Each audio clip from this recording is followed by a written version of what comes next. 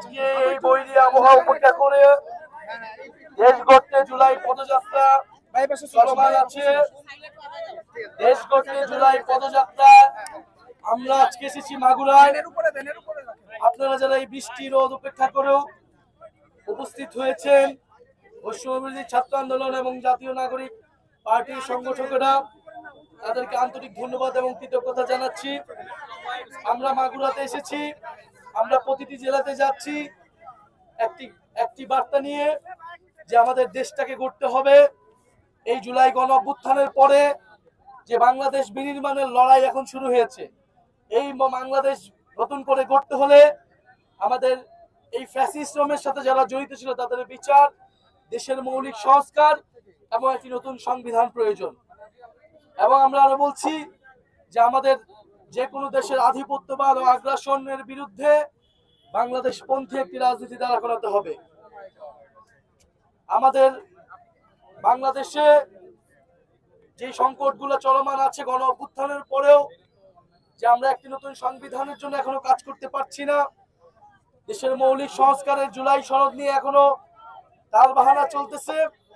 আমরা মাগুরাবাসীকে বলতে চাই, আপনারা সোচ্চার হন। আপনাদের এলাকার উন্নয়ন, আপনাদের এলাকায় চলমান চাঁদাবাজি, সন্ত্রাস, দখলদারিত্বের বিরুদ্ধে আপনাদেরকে সরব হতে হবে। জুলাই গণ অভ্যুত্থানে এই মাগুরারও 10 জনের মতো শহীদ হয়েছেন। আপনাদের সেই সন্তানদের যে রক্তের মর্যাদা, সেটি আমাদের সকলকে মিলে দিতে হবে। একটি নতুন বাংলাদেশের জন্য, বাংলাদেশকে নতুন ভাবে গড়ে তোলার জন্য, বৈষম্যহীন গণতান্ত্রিক চাঁদাবাজ সন্ত্রাস দুর্নীতিমুক্ত বাংলাদেশের জন্যই কিন্তু আমাদের এই লড়াই। ফলে আমাদের এই লড়াই কিন্তু শেষ হয়নি, আমরা সেই বার্তাটি দিতে এসেছি। আমরা রাজপথে আছি। জাতীয় নাগরিক পার্টি মাগুরাতে দ্রুত সময়ের মধ্যেই তাদের সাংগঠনিক বিস্তার করবে এবং দুর্নীতি চাঁদাবাজি মুক্ত মাগুরা গড়ে তুলতে হবে। সেক্ষেত্রে আপনারা কাউকে ছাড় দিবেন না। দল মত নির্বিশেষে যাদের বিরুদ্ধে অভিযোগ আছে তাদের বিরুদ্ধে আমাদের সকলকে সরব হতে হবে।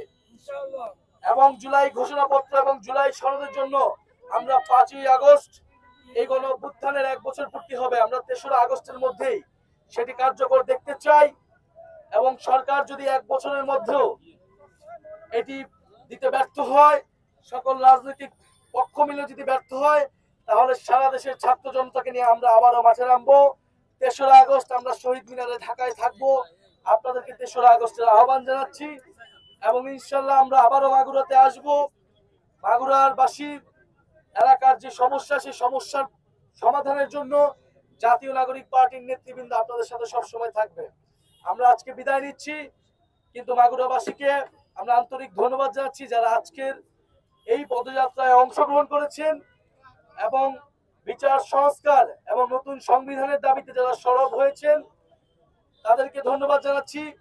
মাগুরার যারা জুলাই গণ অভ্যুত্থানের শহীদ রয়েছেন তাদেরকে স্মরণ করছি এবং আহত যোদ্ধা যারা রয়েছেন তাদেরকে গভীর শ্রদ্ধার সাথে স্মরণ করে আমরা আজকের এই পথসভা এখানে সমাপ্ত ঘোষণা করছি।